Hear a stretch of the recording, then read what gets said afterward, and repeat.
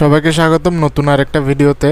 তো আগের ভিডিওতে আমরা দেখেছিলাম হচ্ছে আমরা যেই আমাদের ডাইনামিক ওয়েবসাইট বানানোর যে সেটআপটা আছে এটা করছিলাম। তো এখন হচ্ছে কি আমরা এই ডাইনামিক ওয়েবসাইটটা বানাবো। তো ডাইনামিক ওয়েবসাইট বানানোর জন্য আমাদেরকে ফার্স্টে যে কাজটা করতে হবে, আমাদেরকে ডাটাটাকে সার্ভার থেকে আনতে হবে। তো আমাদের সার্ভারটা কোথায়? সার্ভারটা হচ্ছে এই যে রেস্ট কান্ট্রিজ। আমরা যদি এই লিঙ্কটা কপি করলাম, এরপর হচ্ছে কি আমাদের যে জেএস ফাইলটা আছে, জেএস ফাইলে গিয়ে এখানে আমরা ফার্স্ট একটা ফাংশন তৈরি করব। তো এই ফাংশনটাকে আমরা হচ্ছে এইভাবে তৈরি করব, গেট ডাটা দিলাম নাম। এটা হচ্ছে একটা জাভাস্ক্রিপ্টের ES6 এর একটা স্পেশাল ফিচার। এটাকে বলা হচ্ছে অ্যারো ফাংশন। তো এখানে হচ্ছে কি যে এই একটা অ্যারোর মতো চিহ্ন থাকে, এটা দিয়ে হচ্ছে কি আমরা এই ফাংশনটা কাজ করে। আমরা চাইলে এটা যদি কোনো কিছু রিটার্ন করতে হয় তাহলে কি আমাদের আর এই যে ব্রেকেট দিয়ে কাজ করতে হবে না। আমরা ডিরেক্ট সাপোজ আমরা যদি কোনো কিছু এখান থেকে রিটার্ন করতে চাই, আমরা ধরো সাপোজ আমরা দুটো আর্গুমেন্ট পেলাম, একটা A একটা B। তো আমাদেরকে সাপোজ এইটা আমাদেরকে রিটার্ন করতে হবে যে জাস্ট এই দুইটার যোগফল। তো আমরা যদি এখানে A+B লিখে দিই তাহলে হচ্ছে কি এই ফাংশনটা A এবং B এর মানটা নিয়ে এই দুটো যোগ করে সেটার সাথে সাথে রিটার্ন করবে। এখানে আমাদেরকে আর রিটার্ন লিখতে হবে না। এটা হচ্ছে কি অ্যারো ফাংশনের একটা স্পেশালিটি। আচ্ছা, তো আপাতত আমাদের আর এইগুলোর দরকার নাই, আমরা হচ্ছে আমাদের কাজ করি। তো ডাটাটাকে আমরা যে ওয়েবসাইট থেকে যে লিঙ্ক থেকে কপি করে আনবো, তার জন্য আমরা হচ্ছে কি ফেচ ইউজ করব। আচ্ছা, ফেচ লিখলাম, এরপর হচ্ছে কি আমাদের যে কপি করার লিঙ্কটা ছিল লিঙ্কটা দিলাম। আচ্ছা, এরপরে আমরা ডট দেন দিয়ে এটাকে বলা হচ্ছে প্রমিস মানে হচ্ছে এখানে আমরা যখন ফেচ করব তখন কিন্তু আমরা কোনো ডাটা পেতেও পারি, নাও পেতে পারি।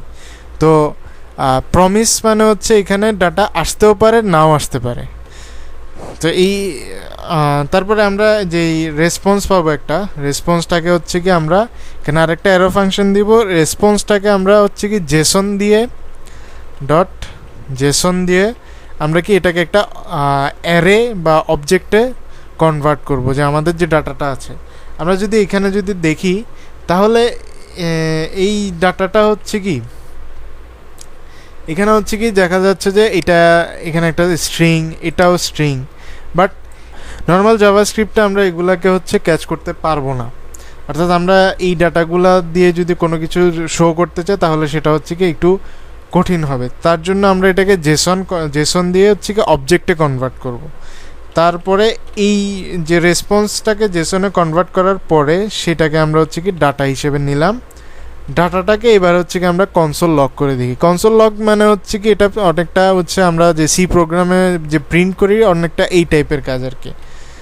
কনসোল ডট লগ দিলাম, যে ডাটাটা পাচ্ছি আমরা সেই ডাটাটাকে আমরা জাস্ট দেখবো যে ডাটাটা কিভাবে আসতেছে।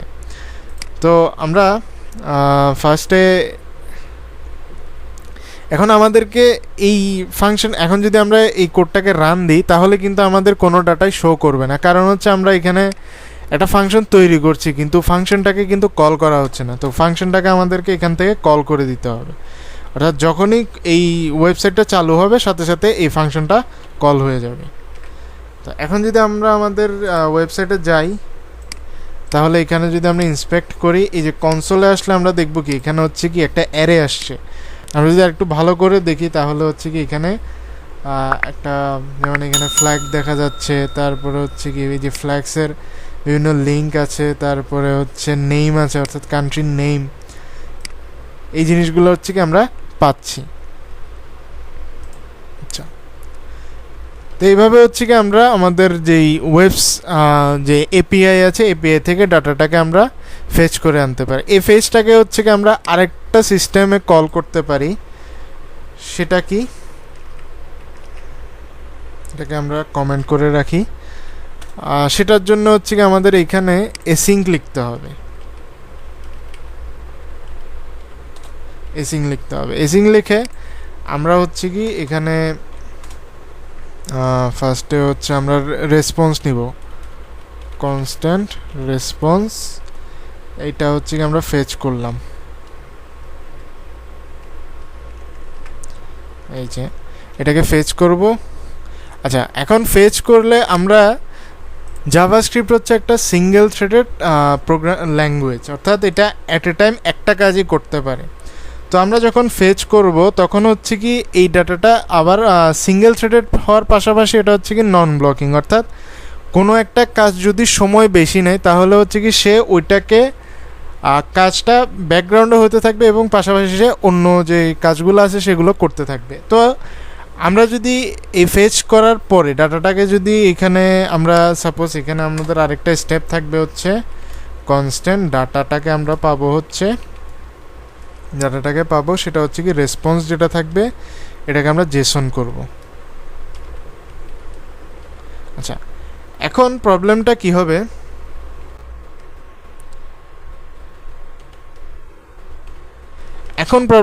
হবে, এই যে কোডটাকে যদি আমরা এখন রান দিই তাহলে হচ্ছে কি এই ফেচটাতে হচ্ছে সময় লাগবে। তো সে কি করবে, এই ফেচ এই স্টেপটা ব্যাকগ্রাউন্ডে চলতে থাকবে, সে হচ্ছে কি এই স্টেপে চলে আসবে। তো এখন এই স্টেপে না আসার জন্য হচ্ছে কি আমরা তাকে বলে দিতে হবে তুমি এই কোডটা না হওয়া পর্যন্ত তুমি অপেক্ষা করো, অ্যাওয়েট দিতে হবে। এবং সেমভাবে এটার জন্য হচ্ছে কি অ্যাওয়েট দিতে হবে। আচ্ছা, এইবার আমরা হচ্ছে কি ডাটাটাকে কনসোল লক করে দেখতে পারি যে সেটা আসতেছে কিনা। আমরা এখানে গেলাম, এটাকে রিফ্রেশ দিলে তারপরে এই যে আবার আমাদের সেইভাবে সেমভাবে ডাটাগুলো আসতেছে। আচ্ছা, এইভাবে হচ্ছে কি আমরা কিভাবে আমরা হচ্ছে কি একটা ওয়েবসাইট বা এপিআই কল করে ডাটাটাকে ফেচ করতে পারি বা ডাটাটাকে আমাদের আমাদের আমাদের ওয়েবসাইটের মধ্যে আনতে পারি আর কি। তো নেক্সট ভিডিওতে আমরা দেখবো হচ্ছে কীভাবে এই ডাটাটাকে আমরা শো করব আমাদের ওয়েব পেজে।